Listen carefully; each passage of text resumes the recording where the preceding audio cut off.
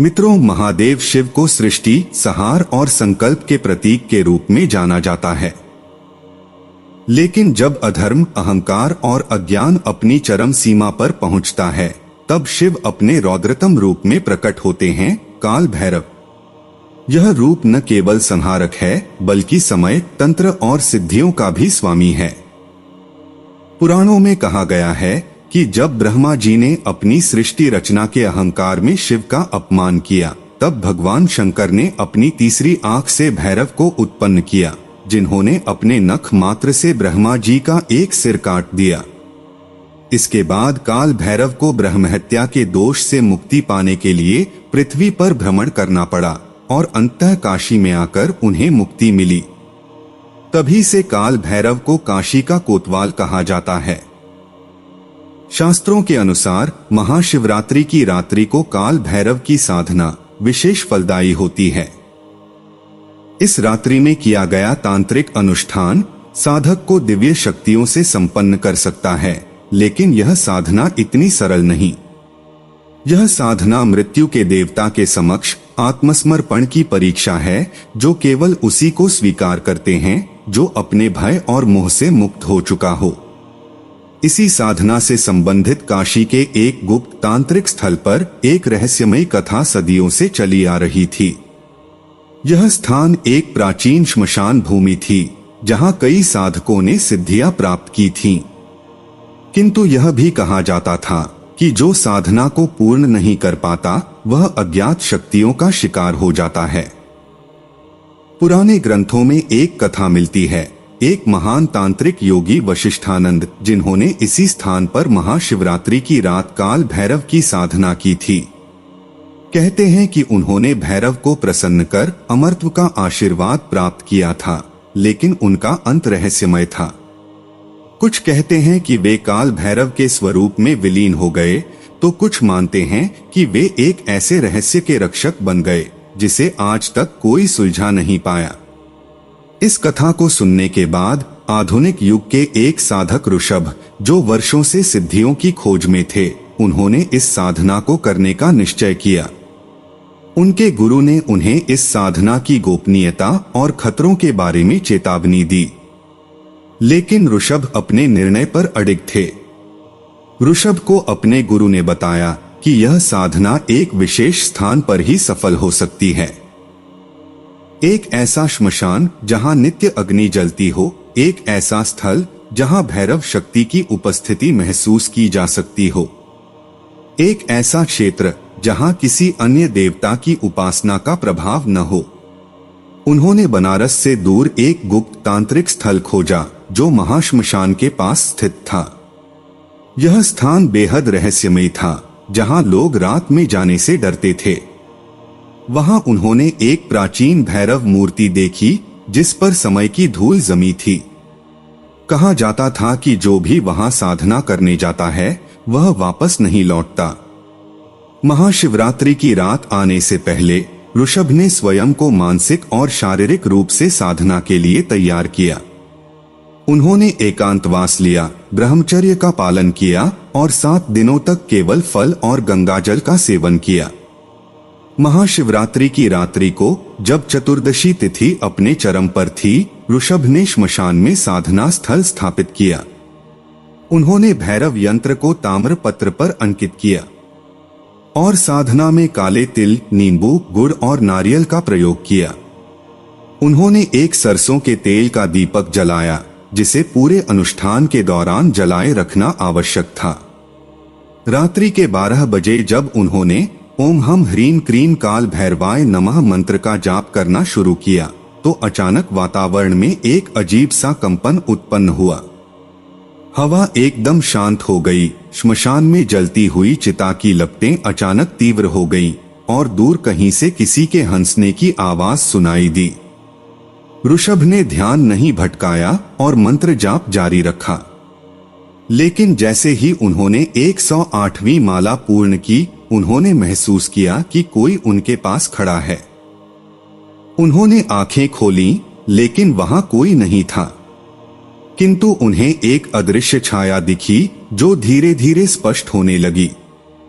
ऋषभ ने मंत्र जाप जारी रखा और जैसे ही उन्होंने 1008वीं माला पूर्ण की, भैरव मूर्ति से एक गहरी ऊर्जा प्रवाहित होने लगी। अचानक उनके चारों ओर तेज हवा चलने लगी, दीपक की लौ बुझने लगी और सामने एक विशाल भैरव छवि प्रकट हुई।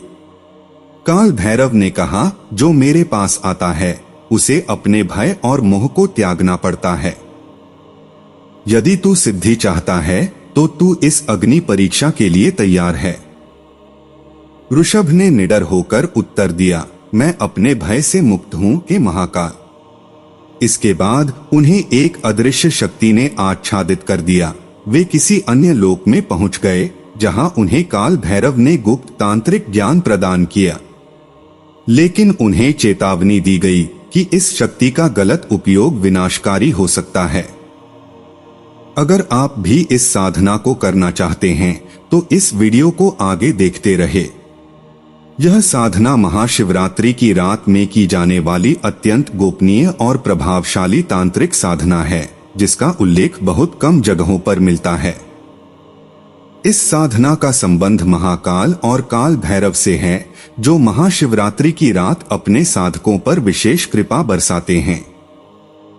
यह साधना न केवल सुरक्षा और शक्ति प्रदान करती है, बल्कि तंत्र मंत्र, आध्यात्मिक जागरण और विशेष सिद्धियों के द्वार भी खोल सकती है। काल भैरव को शिव का रौद्र रूप माना जाता है, जो समय और मृत्यु के स्वामी हैं। यह साधना साधक को भयमुक्त, सर्वरक्षाकारी और सिद्धि प्रदायक बनाती है। महाशिवरात्रि की रात को यह साधना करने से गुप्त तांत्रिक शक्तियों की प्राप्ति होती है। यदि कोई व्यक्ति अपने जीवन में रुकावटों, शत्रु बाधाओं, अज्ञात भय या दुर्भाग्य से परेशान हो तो यह साधना उसे शीघ्र मुक्त कर सकती है।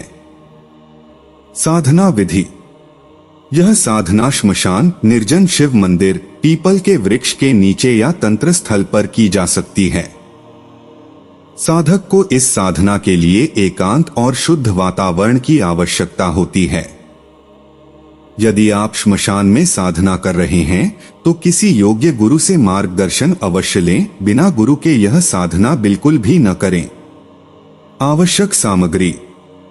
इस साधना में काल भैरव का चित्र या मूर्ति, सरसों के तेल का दीपक, भैरव यंत्र, यदि संभव हो तो ताम्र पत्र पर अंकित करें। इसके बाद गुड़, नारियल, सिंदूर, काले तिल, नींबू, 7 सुपारी और एक काले धागे में पिरोया हुआ नींबू, रक्त चंदन एवं धूप दीप, काले वस्त्र या लाल वस्त्र पहने। पूजन विधि। महाशिवरात्रि की रात 12 बजे के बाद साधना प्रारंभ करें। साधना से स्थान को साफ सुथरा कर ले। अपने सामने काल भैरव का चित्र स्थापित करें और सरसों के तेल का दीपक जलाएं तथा धूप दीप से पूजन करें। रक्त चंदन और सिंदूर से भैरव यंत्र को अभिषेक करें। प्रसाद के रूप में गुड़ और नारियल अर्पित करें। मूल मंत्र का जप 108 बार या 1008 बार करें। साधना के लिए यह अत्यंत गोपनीय और प्रभावशाली भैरव मंत्र प्रयोग करें।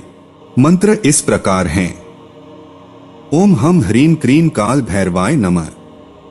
या फिर इस मंत्र का भी प्रयोग कर सकते हो, ओम भ्रम भ्रम भैरवाय नमः।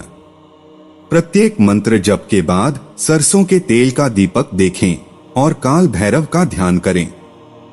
यदि आप अघोरी या उग्र साधना करना चाहते हैं तो काले तिल और नींबू का विशेष प्रयोग करें। जप के बाद 7 सुपारी और नींबू को काले धागे में बांधकर अपने घर के द्वार पर बांध दें। यदि साधना सही ढंग से हो रही है तो आपको तेज ऊर्जा, दिव्य अनुभूति, कंपन या कोई संकेत मिल सकता है। कई साधकों को इस दौरान काल भैरव का दर्शन या स्वप्न में संकेत मिलते हैं। यदि साधना के दौरान कोई गुप्त आवाजें, छायाएं या ऊर्जा का अनुभव हो तो घबराएं नहीं, यह साधना की सिद्धि के संकेत हैं। साधना के लाभ। इस साधना से भय और शत्रुओं से सुरक्षा होती है तथा अज्ञात शक्तियों की प्राप्ति होती है। यह साधना नकारात्मक ऊर्जा और बाधाओं का नाश करता है तथा जीवन में तांत्रिक सफलता और आत्मविश्वास में वृद्धि करता है।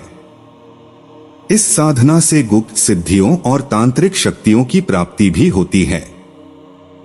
लेकिन याद रखें, यह साधना अत्यंत शक्तिशाली है, इसे बिना उचित मार्गदर्शन के न करें। साधना के दौरान मांसाहार, मदिरा, अपवित्रता और नकारात्मक विचारों से बचें। यदि साधना के बाद भारीपन या डर का अनुभव हो तो हनुमान चालीसा का पाठ करें। गुरु दीक्षा प्राप्त साधकों के लिए यह साधना अधिक प्रभावी होती है।